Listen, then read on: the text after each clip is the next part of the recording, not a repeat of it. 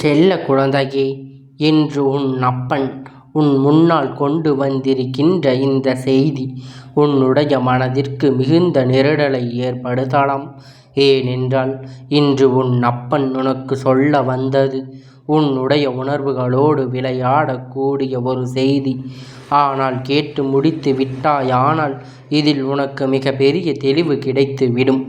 உன்னுடைய வாழ்க்கையில் இருந்த மிக பெரிய பிரச்சனைக்கு உனக்கு முடிவு கிடைத்து விட்டது. ஏனென்றால் சில காலமாக இந்த கேள்வி உன்னுடைய மனதுக்குள் இருந்து கொண்டுதான் இருக்கின்றது. இந்த கேள்விக்கு என் பிள்ளையிடம் பதில் இல்லை. என் பிள்ளை அதை எப்படி கையாள்வது என்று தெரியாமல் நீ மனதுக்குள் குழம்பி இருந்து கொண்டிருக்கின்றாய். என் குழந்தையே, நீ பெற்ற பிள்ளை ஒரு பிரச்சனையில் சிக்கி இருக்கின்றது. இந்த பிரச்சனையிலிருந்து அந்த குழந்தையினை நீ மீட்டெடுக்க வேண்டும். அது உன்னால் மட்டுமே முடிகின்ற ஒரு காரியம் என்பதால் தான் இந்த அப்பன் இதனை உன்னிடத்தில் சொல்லிக் கொண்டிருக்கின்றேன். அப்பன் நினைத்து அந்த விஷயத்தை முடித்து வைக்கலாம். ஆனால் அதனால் எந்த பலனும் இருக்காது. நீ செய்தால் மட்டும்தான், உன்னுடைய உணர்வுகள் அவருக்கு தெரிந்தால் மட்டும்தான் அதிலிருந்து அவர்களால் மீண்டு வர முடியும். என் குழந்தையே, இப்பொழுது இருக்கின்ற இந்த சூழ்நிலைகள், இப்பொழுது இருக்கின்ற பிள்ளைகள் எல்லோருமே முன்பு நாம் பார்த்தவர்களை விட மிகவும் விசித்திரமான அத்தனை விஷயமும் செய்து கொண்டு என்ன செய்கிறார்கள், ஏது செய்கிறார்கள் என்று எந்த ஒரு செய்தியையுமே வீட்டில் வந்து வெளிப்படையாக சொல்வதில்லை. என்ன கேட்டாலும் அதில் அவர் மறைத்த செய்கின்றார்கள். என்ன நடந்து விடுமோ, ஏது நடந்து விடுமோ, இவர்கள் ஏதேனும் பிரச்சனைகளை இழுத்து கொண்டு வந்து விடுவார்களோ என்று பெற்றோர்களின் பயமாகவே இருந்து கொண்டிருக்கின்றது. ஆனால் என் குழந்தையே, இவர்கள் எப்பொழுதும் தன்னுடைய வாழ்க்கையில் தன் செய்கின்ற விஷயங்களில் கவனமாக இருக்க வேண்டும் என்றுதான் நீ யோசிக்கின்றாய். அவர்கள் எப்படி வேண்டுமானாலும் இருக்கட்டும், என்ன வேண்டுமானாலும் செய்யட்டும். ஆனால் ஒருபோதும் இவர்கள் செய்கின்ற விஷயத்தினால் மற்றவர்களுக்கு எந்த ஒரு தொந்தரவும் ஏற்பட்டுவிடக்கூடாது என்று தானே என் குழந்தை நீ யோசிக்கின்றாய். உன்னுடைய யோசனை அத்தனையும் இந்த அப்பன் எனக்கு நன்றாக தெரியும். நீ யோசிக்கின்ற விஷயம் நான் நிச்சயமாக அறிவேன். ஆனால் இந்த அப்பன் சில சமயங்களை கண்டுகொள்ளும் பொழுது இதை உன்னிடத்தில் சொல்லிவிட வேண்டும் என்றுதான் நான் உடனடியாக முடிவெடுப்பேன். அதாவது இவர்கள் எல்லோருமே எந்த ஒரு விஷயத்தையுமே வீட்டில் பகிர்ந்து கொள்வது, அதற்கு காரணம் நீதான். ஏன் தெரியுமா? ஏன் எந்த விஷயம் உன் குழந்தை உன்னிடத்தில் சொன்னாலும் அதை பொறுத்து என்னவென்று நீ கேட்பது கிடையாது. உனக்கு மற்ற வேலைகள் அதிகமாக கவனம் இருக்கின்றது. ஆனால் பிள்ளைகள் பேசுகின்ற வார்த்தைகளை கேட்பதற்கு நேரம் போதவில்லை. இப்பொழுது கைபேசி என்ற ஒன்று வந்து அத்தனை பேரையும் முடக்கி வைத்திருக்கின்றது. தன்னை சுற்றி, தன் குடும்பத்தை சுற்றி என்ன நடக்கிறது என்பதை கூட தெரிந்து கொள்வதற்கு இங்கு யாருக்கும் நேரமில்லை. ஒரு வீட்டில் 4 பேர் இருக்கிறார்கள் என்றால் தாய் ஒரு புறமும், தந்தை ஒரு புறமும், 2 குழந்தைகள் ஆளுக்கு ஒரு புறமும் என்று அந்த கைபேசியை வைத்து கொண்டு விளையாடி கொண்டு இருக்கின்றார்களே தவிர கிடைக்கின்ற நேரத்தை பயன்படுத்தி கொண்டு யாரும் ஒருவருக்கு ஒருவர் மனம் விட்டு பேசுவதில்லை. விஞ்ஞான உலகமாக இருப்பதில் எந்த தவறும் கிடையாது. ஆனால் விஞ்ஞானத்தை மட்டுமே வைத்துவிட்டு பாசம், பந்தம், உறவுகளை எல்லாம் மறந்து நிற்பது என்ன நியாயம் இருக்கின்றது? நீ நினைக்கலாம், அப்பன் இது போன்ற வாசனங்களை எல்லாம் 1000 பேர் பேசியாயிற்று, நீ சொல்ல வந்த விஷயத்தை சொல், இது கூட தெரியாமல்தான் நாங்கள் இருப்போமா என்று என் குழந்தை நீ கேட்பது எனக்கு புரிகின்றது. அப்பன் இப்பொழுது மனதில் கொஞ்சம் வருத்தமாக இருக்கின்றது. இப்படியெல்லாம் இந்த வாழ்க்கை சூழ்நிலை மாறிவிட்டதே என்று சொல்லி இந்த அப்பனுக்கு மனது ஏதோ ஒரு மாற்றம் வேதனைப்படுகின்றது. நான் உன்னோடு இருக்கின்ற நேரங்களிலெல்லாம், நான் உன்னோடு பயணிக்கின்ற இந்த நேரங்களிலெல்லாம் நான் கண்காணிக்கின்ற விஷயம் உன்னுடைய இல்லத்தில் மிகுதியான மன கஷ்டத்தை கொடுத்து கொண்டிருக்கின்றது. உன்னை சுற்றி நடப்பது எல்லாமுமே மேலும் மேலும் உனக்கான நம்பிக்கையை உனக்கு கொடுக்க வேண்டுமே தவிர எப்பொழுதும் காயங்களை அது கொடுக்கக்கூடாது. இப்படியாக ஒருவருக்கு ஒருவர் மனம் விட்டு பேசிக்கொள்ளாமல், என்ன நடந்தது ஏது நடந்தது என்று தெரிந்து கொள்ளாமல் இருக்கும் வரை, அவர்கள் மாட்டுகின்ற பிரச்சனைகள் உச்சத்தை தொடும் வரை அது உனக்கு அறிந்திருக்க வாய்ப்பு இல்லை. எப்பொழுதுமே தினம் தினம் குழந்தைகளை அமர வைத்து அன்று விடியலில் இருந்து இப்பொழுது இருக்கின்ற அந்த நேரம் வரை என்ன நடந்தது என்று, ஏது நடந்தது என்பதை தினம் தினம் ஒரு நட்புணர்ச்சியோடு கேட்டு பழக வேண்டும். இந்த நட்புணர்ச்சி உனக்குள் இருக்கும் பொழுது, இந்த நட்புக்கான விஷயம் உன் வாழ்க்கையில் இருக்கும் பொழுது, நிச்சயமாக அது ஒளிவு மறைவில்லாமல் அத்தனையும் விஷயங்களையும் எப்பொழுதும் உன்னிடத்தில் பகிர்ந்து கொள்ள சொல்லும். எந்த ஒரு விஷயத்தையும் உன்னிடத்தில் மறைப்பதற்கு அவர்களுக்கு மனது வராது. எப்பொழுதும் அவர்களை உறுதிக்கு, எப்பொழுதும் அவர்கள் வார்த்தைகள் மதிக்காமல் உதாசீனம் செய்கின்றோமோ அப்பொழுது அவர்களுக்கு உன்னை விட மற்ற விஷயங்களில் கவனம் அதிகமாக இருக்கும். மற்ற விஷயங்களில் அவர்களின் ஈடுபாடுகள் அதிகமாக இருக்கும். தேவையில்லாத எண்ணங்கள் எல்லாம் மனதுக்குள் வரும். யார் ஒரு சிறு ஆறுதல் வார்த்தையை சொன்னாலும் கூட அவர்கள் தன் உலகமே என்று போல தோன்று. எப்பொழுதும் குழந்தைகளை வளர்க்கும் பொழுது அவர்கள் தன்னைத்தான் பெரிய உலகமாக நினைக்க வேண்டும் என்கின்ற அளவிற்கு அன்பை அவர்களுக்கு கொட்டி கொடுக்க வேண்டும். அதே நேரத்தில் அது அவர்களுக்கு சரியாக கிடைக்கவில்லை என்று வேறு எங்கும் அந்த அன்பை தேடி அவர்கள் செல்லக்கூடாது. இது முதலில் உனக்கு புரிய இருக்கின்றும். உன் அப்பன் உனக்கு சொல்வது புரிகின்றதா? எப்பொழுதும் நம் குழந்தை மேல் நாம் வைத்திருக்கின்ற அன்புதான் அவர்களுக்கு பெரிதாக இருக்க வேண்டும். ஏனென்றால் மற்றவரிடத்தில் போய் அவர்கள் அன்பை தேடும் பொழுது அவர்களுக்கு ஏற்படும் பிரச்சனைகள், எல்லா வகையான பிரச்சனைக்கும் நம் பெற்றோர்களும் ஒரு காரணமாகி விடுகின்றோம். என் குழந்தையே, நீ நினைக்கலாம் பேசுவதையெல்லாம் எளிது, செயலில் கடினமானது என்று. இதில் என்ன கடினமான விஷயம் இருக்கின்றது? ஒவ்வொருவரும் இப்பொழுது எல்லா விஞ்ஞான உலகத்தில் அவரவர்களுக்கு என்னெல்லாம் வேண்டும் என்று செய்து கொண்டிருக்கின்றார்கள். ஆனால் அன்பை தொலைத்து, பாசத்தை தொலைத்து, தனக்கு ஒரு கஷ்டம் என்று ஒன்று வந்தால் தனக்கு ஆறுதலுக்கு யாரும் இல்லாத நிலையில்தான் எல்லோருமே இருந்து கொண்டிருக்கின்றார்கள். ஆனால் இன்று இருக்கின்றவர்கள் எளிதில் பிரச்சனையில் மாட்டி விடுவதற்கு, எளிதில் பிரச்சனைகள் மாட்டிக்கொள்வதற்கு ஒரு காரணம் இருக்கின்றது. என்ன தெரியுமா?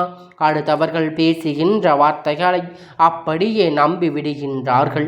அது மட்டும் அல்ல, ஒருவர் சிறு உதவியை தனக்கு செய்திருந்தால் கூட அவர்களுக்கு என்ன வேண்டுமானாலும் செய்யலாம் என்கின்ற ஒரு மனநிலைக்கு இவர்கள் வந்து விடுகின்றார்கள்.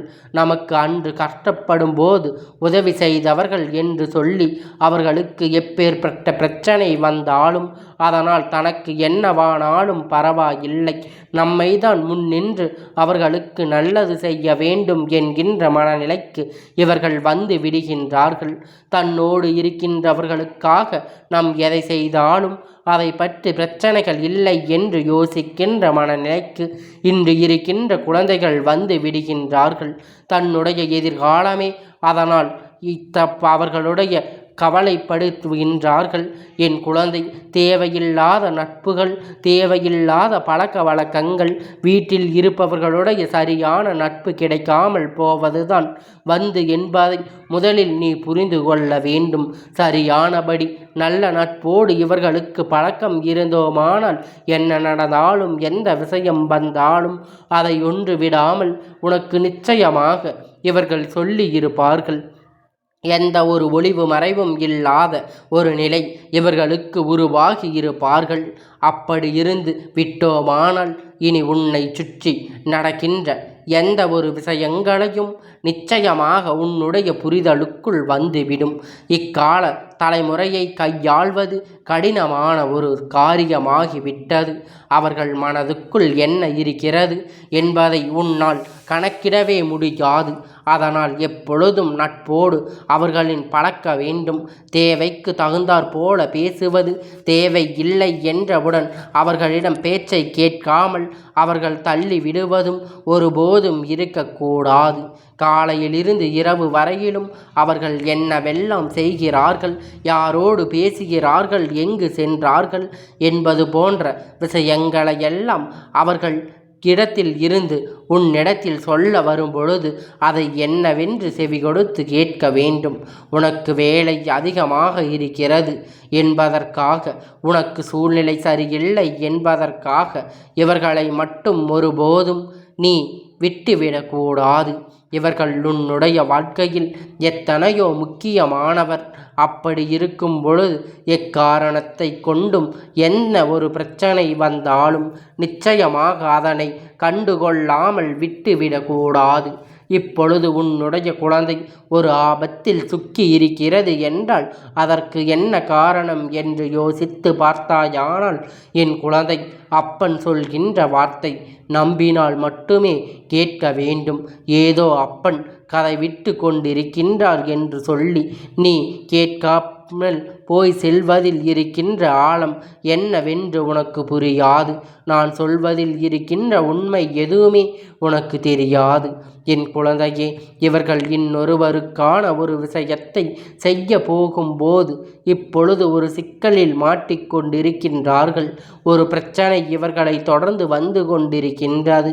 ஆனால் இதிலிருந்து தப்பிக்க வேண்டும் என்று சொல்லி இவர்கள் ஒன்றிலிருந்து இன்னொன்றில், அதிலிருந்து இன்னொன்று என்று பெரிய பெரிய தவறுகளை எல்லாம் அடுக்கடுக்காக செய்து கொண்டிருக்கின்றார்கள்.